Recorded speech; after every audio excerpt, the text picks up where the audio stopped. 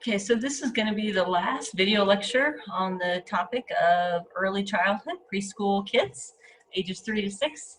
And we have been talking about psychosocial development, which is otherwise known as like emotional development and social skill development. And in this lecture, I want to cover, some textbooks called it moral development. In this one, your book, I think it calls it like other stuff. So basically moral development is this process where we begin to develop our own sense of justice and sort of right and wrong. And there's a lot of, some of this comes out of like the social psychology stuff, but a couple important concepts that are discussed in your textbook, and I have linked up to an exercise as well, is a concept called altruism and prosocial behavior. So let me first talk about what I mean by prosocial behavior. This is not like, it's the opposite of antisocial behavior, but antisocial behavior does not mean that you don't like to be around people. Prosocial behavior is simply positive or helping behaviors. I actually took a whole class in graduate school. That's all we talked about, was helping behaviors, and all of the research and what predicts if somebody's going to help or not. So prosocial behavior are those that benefit others, and this is the time when children begin to show signs of their prosocial development. And so there's this interesting video of these experiments that have been done on small children who offer assistance to strangers without being told to, right? And so altruism, and I love to have a philosophical conversation about what we mean by altruism, but altruism is defined as behavior, prosocial behavior where you get no reward. So doing something for somebody else when there's no benefit, when you don't have a gain, because one way of thinking about prosocial behavior is we help people, or we help when there's some sort of benefit. And the theory of altruism is that why do some people help at not only at no benefit to themselves, but maybe a cost. But this can become a really interesting philosophical discussion about is there really such thing as altruism? If you feel good when you do good, aren't you getting something for that? If we only help other people because we feel good about helping other people, then you still benefit, right? So, and then then you can have this really, you can think about, well, maybe that's because we're biologically programmed to have, maybe there's something biologically happening within us, and the reason that we help is because it biologically makes us feel better, and that's the way we're designed, is so that we'll be good to somebody, but anyway, we can have this really interesting philosophical conversation. So I'll let you watch those videos and post your comments below. Another part of moral development is like the opposite of prosocial is aggression.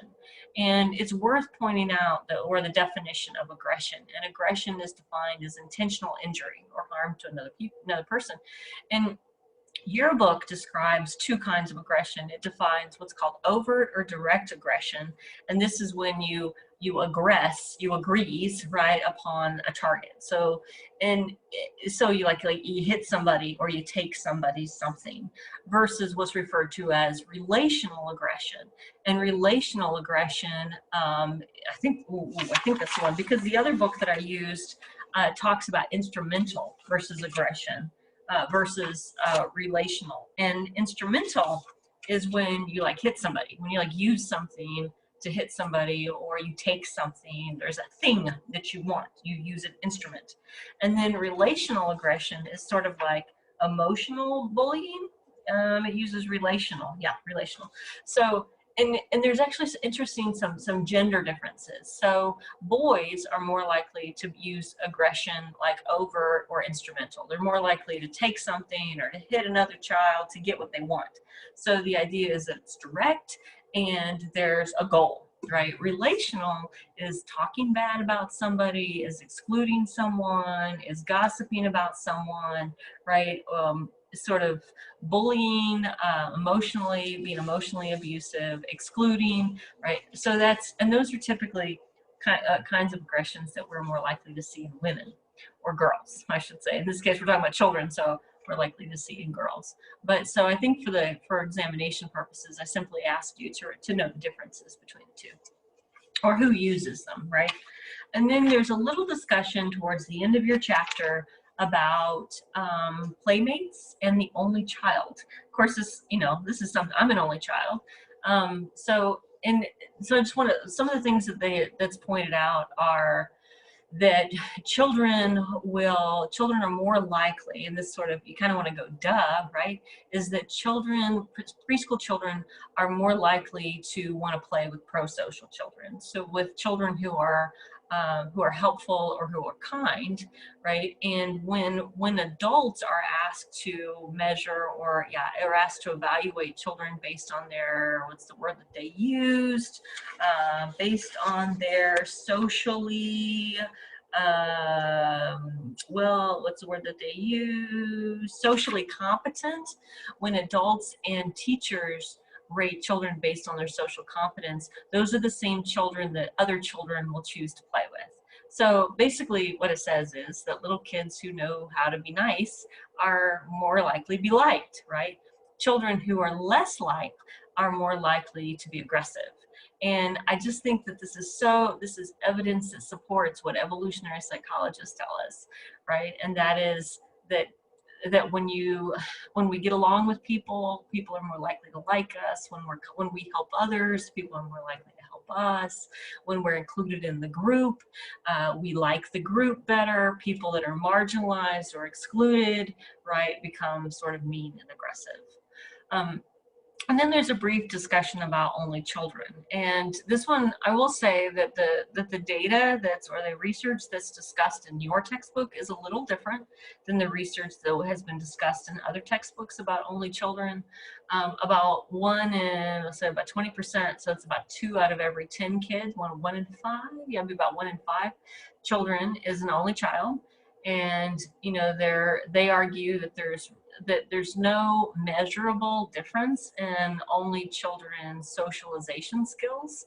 And according to your textbook, the children who have siblings are more likely to report like fear and anxiety and depression. And I guess that can only be attributed to, I don't know, their siblings taking attention from their parents, maybe their siblings bullying them. There is some support for something called the only child syndrome.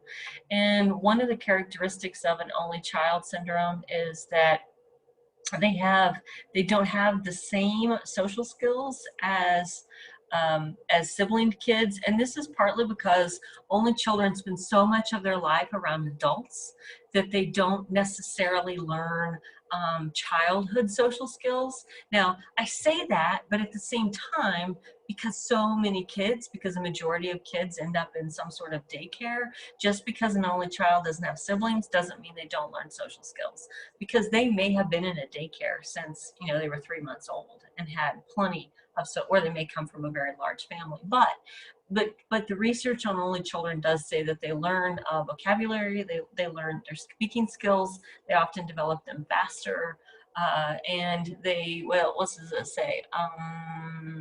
They get more attention from their adults, their vocabulary develops faster, and they may start off like preschool and kindergarten with a little bit of an academic advancement. But here's the thing, it's because they get more of their parents' attention.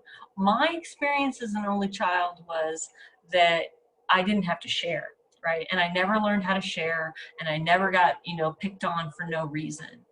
The closest I ever got picked on was my dad would say things like, if it wasn't for me and your mother, you wouldn't exist. And he made it very clear that the parents were like the top of the pile and I was next. And that's the closest thing. I hear stories from my husband who had multiple siblings about how they would hit each other and knock them around. That's how they learned their pecking order, so to speak. I never got that, right? I never got bullied or had to lose at a board game or anything like that. The hardest part for me as an only child is being an adult and losing your parents, because when you have siblings, you have someone who shares the bulk, who shares some of your family history. When you are an only child, you have no one. That when your father dies, that's it, right? But when you have siblings, at least somebody else. Now, I know it's not always, roses and balloons or whatever, or roses and that you can also have a very unloving family. So I'm not going to say one is any better than the other. This little box here, it does talk about some of the patterns we see with firstborns and secondborns and thirdborns. And basically, the firstborn is the one who is traditionally raised with more rules. They often grow up to be like the rule follower. They're the ones that are expected to make sure all the other siblings fall in line. The baby will always be the baby. The last one will always be nurtured, will usually have fewer rules than the first one had. And the second one, because the second one kind of gets ignored because they're not the oldest and the one that's expected to tell everybody what to do, and they're not the baby, often it's the middle child that grows up to be like the most successful, because the middle child is the one that wants to stand out, right? They're not adored for being the firstborn, and they're not adored for being the baby, so they become adored for being the most successful. And this wraps up, my friends, this wraps up this chapter on the preschool years or early childhood development. And thank you for listening.